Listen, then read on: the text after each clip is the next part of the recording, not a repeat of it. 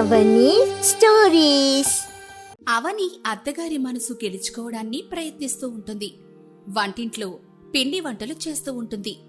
అనసూయ నిశ్శబ్దంగా వంటింట్లోకి వచ్చి చూస్తుంది. ఏం చేస్తున్నావు అవని?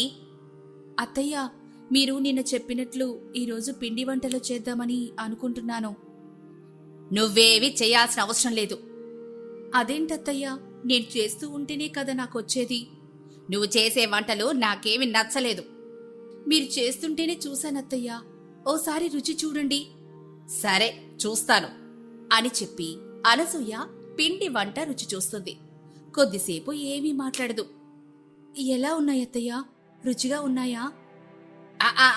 అంతా బానే ఉందిలే. పోనీలే, మీకు నచ్చింది కదా, అదే చాలు. నేను వంట మాత్రమే బాగుందని చెప్పాను. నువ్వు ఎక్కువ మురిసిపోవాల్సిన అవసరం లేదు. అది అత్తయ్యా. చాలు చాలు, ఇంకా పని చూసుకో అని అంటుంది. దీంతో అవని ముఖం ఆనందంతో వెలిగిపోతుంది. అరవింద్ లోపలికొచ్చి ఆ దృశ్యం చూసి సంతోషపడతాడు. హబ్బా, మొత్తానికి అత్తాకోడలు కలిసిపోయారన్నమాట. అయ్యో మావయ్య, మీరనుకున్నట్లు ఏమీ లేదు. అంత సులభంగా కలిసిపోతారని ఎలా అనుకున్నారు మీరు? మరి అవని నవ్వుతుంది కదే. నా వంట బావుందని అత్తయ్య చెప్పారు మావయ్య. మొదటిసారి చెప్పారు కదా, అందుకే నాకు ఆనందం కలిగింది. నేను నీ వంట మొత్తం బావుందని చెప్పలేదు, సరేనా? కేవలం ఈ వంటకం బావుందని అన్నానంతే. అబ్బా అనసూయ, ఏది సరిగ్గా ఒప్పుకోవు కదా నువ్వు. మీరు కాస్త ఎక్కువ మాట్లాడుతున్నారనుకుంటా. సరే సరే, నాకెందుకులే. మీ తిప్పలు మీరు పడండి, నేనెళ్ళొస్తాను అని చెప్పి అరవింద్ అక్కడి నుంచి వెళ్ళిపోతాడు. ఆ రోజు సాయంత్రం అనసూయ ఇంటి ముందు వడియాలు ఎండబెడుతూ ఉంటుంది. ఇంతలో కాంతమ్మ వస్తుంది. ఏంటి వదినా, మేం విన్నది నిజమేనా? ఏం విన్నారు వదినా? నువ్వు మీ కోడలు కలిసిపోయారట కదా అని ఎవరు చెప్పారు? ఇంకెవరు, మీ ఆయనే బయట అందరితో చెప్తున్నాడు. అత్తాకోడళ్ళు ఒకటయ్యారు, ఇక మా ఇంట్లో ఏ గొడవ ఉండదు అని. అదేవి లేదు వదినా, ఆ పిల్ల వంట బానే చేసింది, బాగుందని చెప్పానంతే. ఆ చెబితే చెప్పావులే, నువ్వు నీ జాగ్రత్తలో ఉండడం మంచిది వదినా. ఏ మొత్తు ముందు కలిపి నీ ఆస్తి కాజేసినా ఆశ్చర్యం లేదు. అంతే అంటావా వదినా? కాని ఆ అమ్మాయి మొహం చూస్తే అలా అనిపించడం లేదే. ఎందుకుంటది? మోసం చేసే వాళ్ళంతా ఇలా అమాయకంగా ఉంటారు. అసలే రోజులు బాలేవు. మీ మంచి కోసమే చెప్తున్నాను వదినా. సరే సరే వదినా అని అంటుంది. ఆ మాటలు అవని వింటుంది. ఆ కాస్త సంతోషం కూడా పోతుంది. రోజులు గడుస్తున్నా అనసూయలో ఎలాంటి మార్పు ఉండదు. ఓ రోజు అరవింద్ గది బయట సురేష్, అవని మాట్లాడుకుంటూ ఉంటారు. నీకు తెలుసా అవని, అమ్మ ఇప్పుడు చాలా మారింది. నీ మీద నమ్మకం పెరుగుతోంది. అవును సురేష్, కానీ పక్కింటి వాళ్ళ మాటలు వినిపించగానే మళ్ళీ ఆమె ముఖం, మనసు కఠినంగా మారిపోతోంది. వాళ్ళు చెప్తే చెప్పనివ్వు, మనం మన నిజాయితీతో ఉంటే చాలు. నిజం, కాని నిన్న రాత్రి విన్నాను సురేష్. పక్కింటావిడ అనాథలు మొదట మనసు గెలిచి చివరికి ఆస్తులు కాజేస్తారు అని అత్తయ్యకి చెప్తూ ఉండింది. అవని, నువ్వు ఆ మాటలు పట్టించుకోవద్దు. నేను పట్టించుకోను, కానీ అత్తయ్య వాళ్ళ మాటలే నమ్ముతున్నారని అనిపిస్తోందండి. సరే పోని, అమ్మతో నేను మాట్లాడతానులే. ఇంతలో అనసూయ అక్కడికొస్తుంది. వాళ్ళిద్దరి మాటల్లో చివరి మాట మాత్రమే వింటుంది, అమ్మతో నేను మాట్లాడతాను అని. ఏం మాట్లాడాలనుకుంటున్నావురా సురేషు? అంటే అమ్మా, అది అవని బాధపడుతుందమ్మా. నేనేమైనా ఆ అమ్మాయిని తిడుతున్నానా, కొడుతున్నానా? ఎలాగనిపిస్తున్నాను మీ కంటికి? అలా కాదమ్మా, నువ్వు ఆ పక్కింటి వాళ్ళ మాటలు వింటున్నావంట కదా అని నీ పెళ్ళని చెప్పిందే? లేదమ్మా, తను మామూలుగా ఇలా జరుగుతుందని చెప్పింది అంతే. అవని బాధపడుతుందని నేను తప్పు చేశా అంటున్నావా అయితే? అది కాదత్తయ్యా, మీరు ఏ తప్పు చేయలేదు. కానీ కొందరి మాటలు వినగానే మీ మనసు మారిపోతోంది. నన్ను నమ్మడంలో మీరు ఇంకా వెనకబడ్డారని అనిపిస్తోందత్తయ్యా. అనసూయ కొద్దిసేపు మౌనంగా ఉంటుంది. ఏంటమ్మా, ఏం మాట్లాడవు? ఏం మాట్లాడమంటావురా? నాకు అవని మీద కోపమేమీ లేదు, కానీ కానీ ఏంటత్తయ్యా? మీ సందేహం ఏంటో చెప్తేనే కదా అర్థమవుతుంది. నీ గతం గురించి నాకు ఇలా చాలా ప్రశ్నలు మిగిలున్నాయవని. దాని నుంచి ఏదైనా సమస్య వస్తుందేమో అని అనిపిస్తోంది. అత్తయ్య, నా గతంలో ఎవ్వరూ లేరత్తయ్యా. ఉన్నదల్లా మీరు మాత్రమే. మిమ్మల్ని చూసిన తర్వాత నాకు అమ్మా నాన్న లేరని లోటు తీరిపోయింది. నిజమే అమ్మా, ఈ మాట అవని నాకు చాలాసార్లు చెప్పింది. ఇకపై కూడా నాకు మీరు తప్ప ఎవ్వరుండరు అత్తయ్యా అని చెప్పడంతో ఆ మాటలతో అనసూయ మనసు మెల్లగా కరిగిపోతుంది. కాని ఇంతలో పక్కింటి ఆవిడ మళ్ళీ వస్తుంది. అనసూయ, అమ్మాయి అనసూయ, ఇంట్లో ఉన్నావా? ఏంటి పిన్ని, ఏమైంది? ఎందుకు అలా కంగారుగా ఉన్నారు? మీ కోడల గురించి ఎవరో వెతుకుతున్నారమ్మాయి. తన గురించి ఎవరు వెతుకుతున్నారు? ఆమెకున్నది మేమే కదా. లేదనసూయ, నిన్న పట్టణం నుంచి ఒక మనిషి వచ్చి ఆమె పేరుతో ఏదో అడుగుతున్నాడు. ఏమడుగుతున్నాడు? అవని ఎక్కడుంది అని మాత్రమే అడిగాడు. అతని మాటల్లో ఏదో రహస్యం ఉందనిపించింది. ఆ మాట విని అనసూయ మళ్ళీ గందరగోళానికి గురవుతుంది. అవని దగ్గరికెళ్ళి గట్టిగా అడుగుతుంది. అవనే, నిన్ను ఎవరు పట్నం నుంచి ఎత్తుక్కుంటూ వచ్చారంట? నీకెవరైనా ఉన్నారా? ఎవరత్తయ్యా, నాకెవ్వరూ లేరు కదా. అయితే ఆ మనిషి ఎవరే? నీ పేరును ఎక్కడి నుంచి తెలుసుకున్నాడు? ఏమో అత్తయ్యా, నాకు మీరు తప్ప తెలిసిన వాళ్ళెవ్వరూ లేరు. నిజం చెప్పవని, నువ్వు మా దగ్గర ఏదైనా దాస్తున్నావా? మీ మీద ఒట్టత్తయ్యా, నాకెవ్వరూ లేరు. చిన్నప్పటినుంచి ఆశ్రమంలోనే పెరిగాను. మరి నిన్ను వెతుక్కుంటూ ఆ వ్యక్తి ఎందుకు వస్తాడవని? అవని అయోమయంగా చూస్తూ ఉంటుంది. సురేష్, అరవింద్ ఇద్దరూ అక్కడికొస్తారు. ఏమైంది అనసూయ, ఎందుకంత గట్టిగా మాట్లాడుతున్నావు? ఎవరో పక్కింటికొచ్చి అవని గురించి అడిగి వెళ్ళారంటండి. నిజమా? ఏమని అడిగారంట? అవని ఎక్కడుంటుంది ఏమిటి అని వివరాలు అడిగి వెళ్ళిపోయారట. మరి మన ఇంటికి ఎందుకు రానట్టు? దీని వెనక ఖచ్చితంగా ఏదో పెద్ద రహస్యమే ఉన్నట్టు తెలుస్తోంది. అవని, మర్యాదగా చెప్పు, నువ్వెవరు? నీ గతంలో ఉన్నది ఎవరు? చెప్తానత్తయ్యా. అందరూ ఆశ్చర్యపోతారు. అవని కాస్త ఆలోచించి నెమ్మదిగా చెప్తుంది. ఒకరుండేవారు, మావయ్య. నాకు చిన్నప్పుడు అనాథాశ్రమంలో సహాయం చేసిన ఓ వ్యక్తి. ఆయన గురించి ఏళ్ల తర్వాత వినడం ఇదే మొదటిసారి. బహుశా ఆయనే అయ్యుంటారత్తయ్యా. మరి ఇన్ని రోజులు ఎందుకు చెప్పలేదు? అత్తయ్య, నాకు కేవలం సాయం మాత్రమే చేశారు. మా మధ్య ఎలాంటి సంభాషణ జరగలేదు. అందుకని మా దగ్గర ఈ విషయం దాస్తావా? ఇన్నేళ్ల తర్వాత నన్ను వెతుక్కుంటూ వస్తారని నేనెందుకు అనుకుంటాను? అసలు వచ్చింది ఆయనో కాదో కూడా నాకు తెలియదత్తయ్యా. దీంతో అనసూయ మదిలో మళ్లీ అనుమానం పుడుతుంది. అవని మనసులో భయం పెరుగుతుంది. ఏవండి, ఇప్పుడేం చేద్దాం? ఇందులో కంగారు పడ్డానికి ఏముంది? వారికి అవని తెలిసి ఉంటే చూడ్డానికి మళ్ళీ వస్తారు కదా. మీకు విషయం అర్థం కావడం లేదు.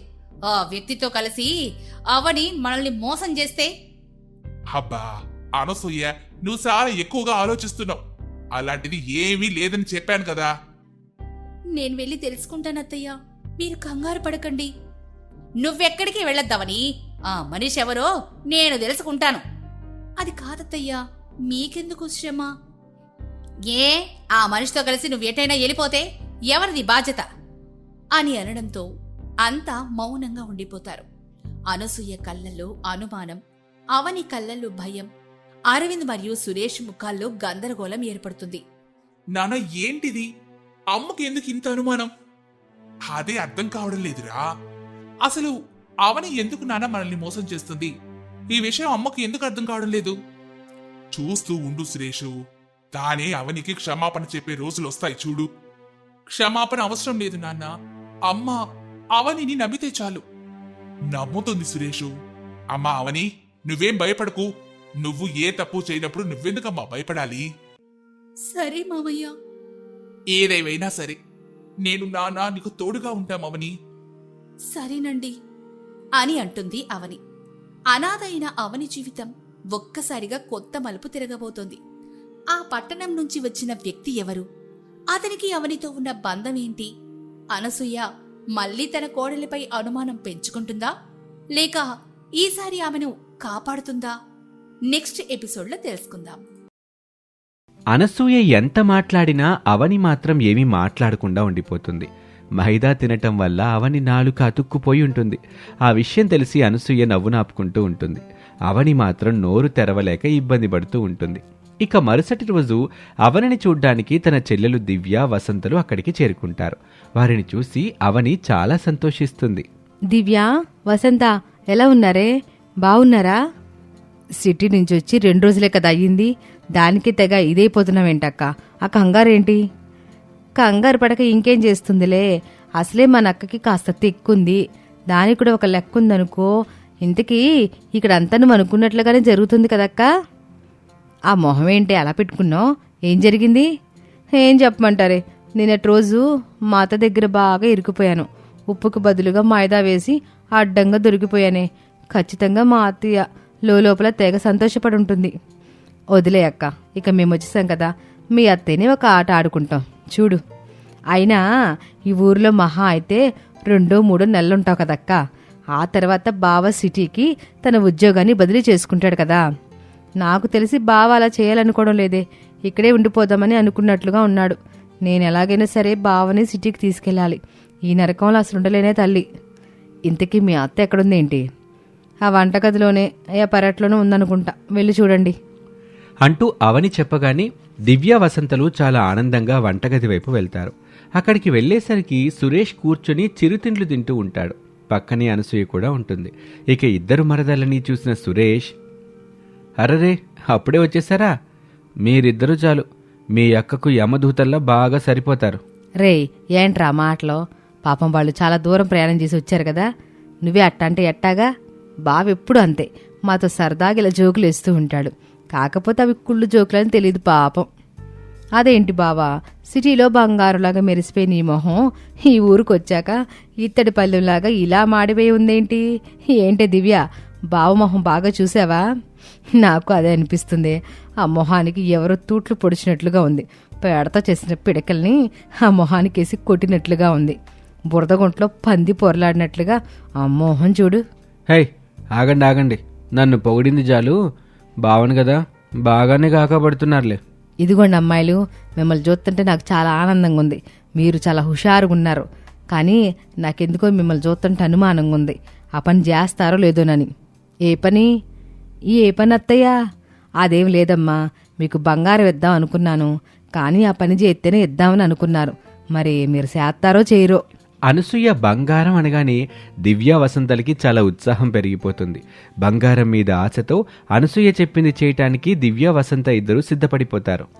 మీరేమనుకున్నారో చెప్పండి అత్తయ్య, చేయడానికి మేము సిద్ధంగానే ఉన్నాం.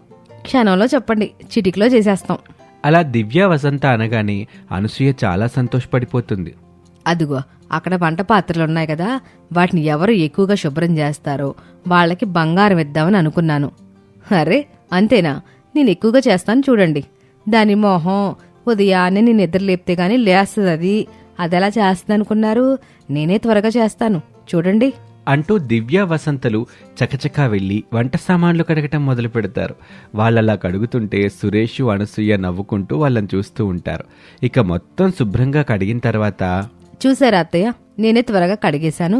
లేదు లేదు, నేనే ఎక్కువగా కడిగాను, నాకే ఆ బంగారం ఇవ్వాలి. అరే అట్లా పోటాడుకోబాకండే, మీరిద్దరు బాగానే శుభ్రం చేశారులే, అందుకే మీకు నేను బంగారం ఇద్దాం అనుకుంటున్నాను. అవునా? త్వరగా ఇచ్చేయండి అత్తయ్య, త్వరగా ఇచ్చేయండి. అయితే మీ అక్కని అడిగి తీసుకోండి, మీకు ఇవ్వమని చెప్పి మీ అక్కకి చెప్పాను. అలా అనసూయ చెప్పగానే పరుగు పరుగున అక్కా చెల్లెళ్ళు అవని దగ్గరకు వెళ్తారు. అవనిని తన అత్తగారు చెప్పినట్లుగా బంగారం అడుగుతారు. ఏంటే మీరు ఆవిడ చెప్పింది నమ్మేశారా? నాతో కూడా అలాగే చెప్తుంటుంది. బంగారం ఎక్కడా అని అడిగితే, బంగారం లాంటి నా మనసు ఉంది కదా, దాన్ని నీకు ఇస్తాను తీసుకుంటావా అని అడుగుతుంది. పిచ్చి పట్టినట్టుగా మాట్లాడడం తప్ప ఇంకేం తెలియదు తనకి.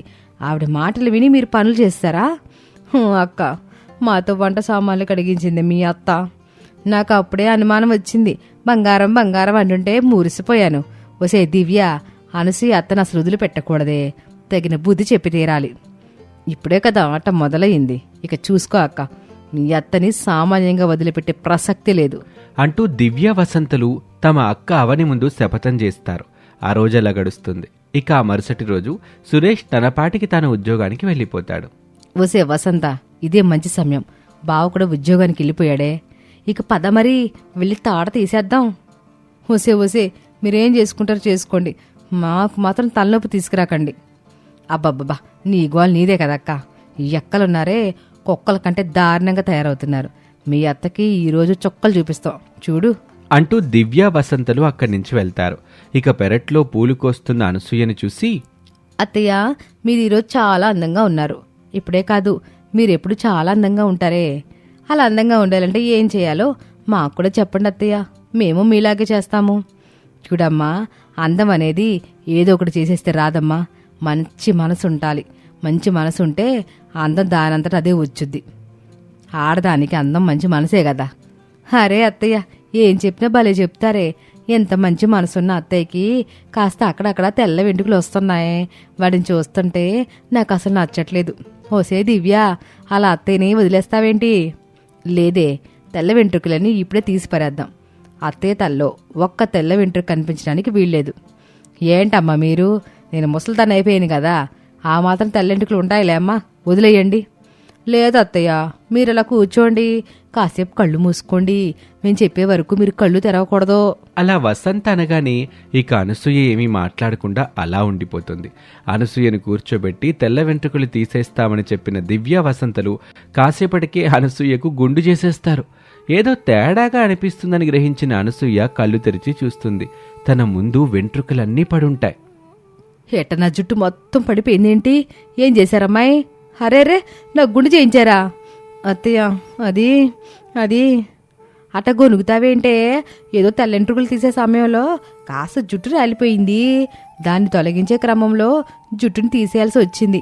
ఇట గుండె అయిపోతుందని మనం ఏమన్నా అనుకున్నామా ఏమిటి? అవును లెక్క, మనమేం అనుకోలేదు కదా. అలా దివ్య వసంతలు ఏమీ తెలియని వాళ్ళలా మాట్లాడుకోవటం చూసి అనసూయకు ఎక్కడా లేని కోపం తన్నుకొస్తుంది. చి ఆపండే, మిన్నంగ నా చేషాలు నాకు తెలీదు అనుకున్నారా? కావాలని నాకు మీరెట్టాంటి గతి పట్టెత్తారా? మనసులో పెట్టుకుని బయటికిట్ట చేస్తారా? అమ్మా అవనే అవనే అని అనసూయ అరవగానే గదిలో నుంచి అవని కోపంగా అక్కడికి వస్తుంది. గుండుతో ఉన్న తన అత్తగారిని చూసి పగలబడి నవ్వుకుంటుంది. ఇక అది చూసి అనసూయకి కూడా మరింత కోపం పెరుగుతుంది. చి ఏంటమ్మ నువ్వు కూడా, మీ చెల్లెళ్ళు ఏం పనిచేశారో చూసావు కదూ. అట్ట చేసిన వారిని ఏమనకుండా ఉంటావేంటి? అత్తయ్య ఎక్కడో ఏదో తప్పు జరిగిపోయింది. అసలు వీళ్ళు ఎందుకు అలా చేశారో తెలుసుకుంటాను, మీరుండండి. ఏంటి మీరు నిజం చెప్పండి, అత్తయ్యకి ఎందుకు అలా చేశారు? మేమేం చేయలేదక్క, తెల్లెంటుకులుంటే వాటిని తీసి పారేశాము అంతే. పాపం అత్తయ్య కోసమే మేము ఆ పని చేశామే. ఆ సమయంలో ఏదో 4 వెంట్రుకలు ఊడిపడ్డాయి. వాటిని తీసే క్రమంలో ఏదో ఇట్టా జరిగిపోయింది. అత్తయ్య పాపం వాళ్ళు కూడా ఏం చేస్తారు చెప్పండి? మీకోసమే కదా వాళ్ళు అలా చేసింది. పనిగొట్టుకుని వాళ్ళేం అలా చేయలేదు కదా. ఆపవమ్మ, నువ్వు కూడా చాలా తెలివిగా మాట్లాడుతున్నావు. నన్ను మాటల్లో పెట్టి కళ్ళు మూసుకోమని చెప్పి వాళ్ళంత పని చేశారు. కొన్ని వెంట్రుకలు తీసేసినా పర్వాలేదు, ఆ తర్వాత నాకు చెప్పాలిగా. చెప్పకుండా వాళ్ళు నాకిట గుండు చేయడం ఏంటమ్మా?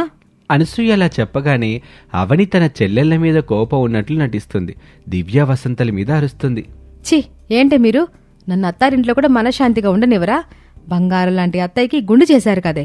సగం వెంట్రుకలు తీసిన తర్వాత అయినా అత్తయ్యకి విషయం చెప్పాలి కదా. మేం చెప్పాలనుకున్నాం, కానీ సగం గుండెతో తనని తాను చూసుకుంటే అత్తయ్య భరించలేదేమోనని ఇలా చేసామక్క. ఆ అత్తయ్య మనసు బాధపడకూడదు, అందుకే మేము ఇలా చేసాం. మేము ఏం చేసినా అత్తయ్య సంతోషం కోసమే కదక్క. దయచేసి మమ్మల్ని తప్పుగా అనుకోకు. మేము అత్తయ్యకి ఏం అన్యాయం చేయలేదు, ఏ సమస్యని తెచ్చిపెట్టలేదు కదా. నాకు తెలిసే మీరు నా చెల్లెలు కదా. పాపం అత్తయ్య, వీళ్ళ మనసుని ఇకనైనా అర్థం చేసుకోండి.